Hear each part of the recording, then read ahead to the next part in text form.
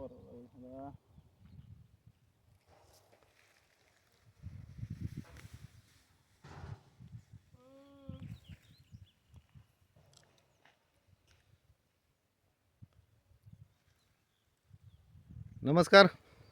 नमस्कार.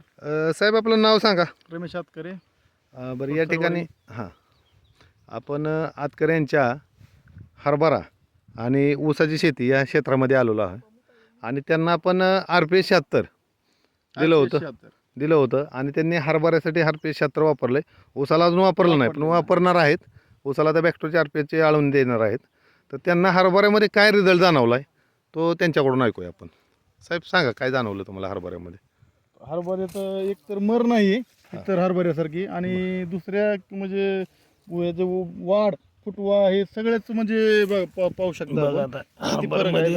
हे खालून मुळीपासून खाली असं ब्रॉडनेस पण आलाय आणि फुटवे म्हणताल तर भरपूर प्रमाणात फुटवे आणि आळे म्हणजे वाढ. दुसरा विषय आता फुलकळी लागायला लागली. फुलकळी आता सध्या चालू आहे. फुलकळी वापरलं नाही. फुलकळीचं अजून दिलेलं नाही. कुठं कुठं गाठा पण तयार झालाय पण आता शेंड्याला पण फुलकळी लागली. बरं आता कसं आहे साहेब स्वतः साहेब ॲग्री झालेले आहेत तर साहेब आतापर्यंत तुमच्या अनुभवामध्ये असा रिझल्ट तुम्हाला जाणवला आहे? नाही जाणवलेला. बरं म्हणजे एवढी ग्रीप अशी नाही. बरं इथं तुम्ही आणखी शेतकऱ्यांना दिलं होतं तर त्यांना काय कसं काय फरक जाणवतोय काय? नाही सोयाबीनसाठी वापरलेला आपण बऱ्याच शेतकऱ्यांसाठी. पण त्याच्यात त्याला फरक दाखवल्यानंतरच आपण हरभऱ्यासाठी वापरलाय. म्हणजे गेले 1-1.5 वर्ष झालं तुम्ही वापरताय. आज शूटिंगचा आमचा योग आज आलाय त्यामुळे आपण तुमच्या हरभरा क्षेत्रामध्ये येतोय.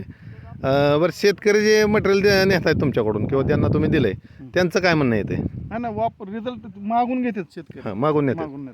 बरं म्हणजे तसं प्रमाणात तेवढ्या गेलेलं म्हणजे दिलं नाही अजून त्या प्रमाणात. अगर तसंही केलेलं नाही पण चालू आहे. ज्या शेतकऱ्यांना दिलंय ते रिपीट मागणी येते. नवीन लोकांपर्यंत पोहोचणं गरजेचं आहे. बरं आता ज्या परिसरातले शेतकरी आहेत किंवा जे नवीन शेतकरी आहेत त्यांना तुमचं काय सांगणं येईल?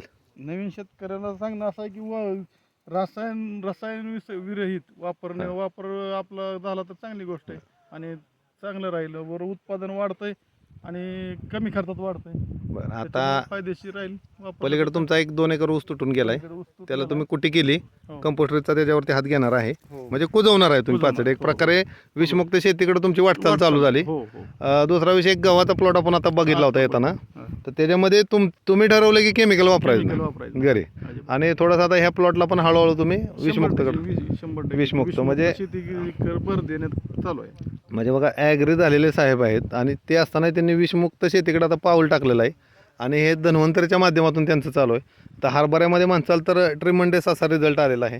म्हणजे फुटवे साईज पानं ग्लिजिंग आणि महत्त्वाचं म्हणजे फुलकळी शेंड्याला लागली. याचं म्हणजे रूपांतर गाठ्यामध्ये होतं या. बरोबर आहे. तर धन्यवाद साहेब मुलाखत दिल्याबद्दल. आभारी आहे.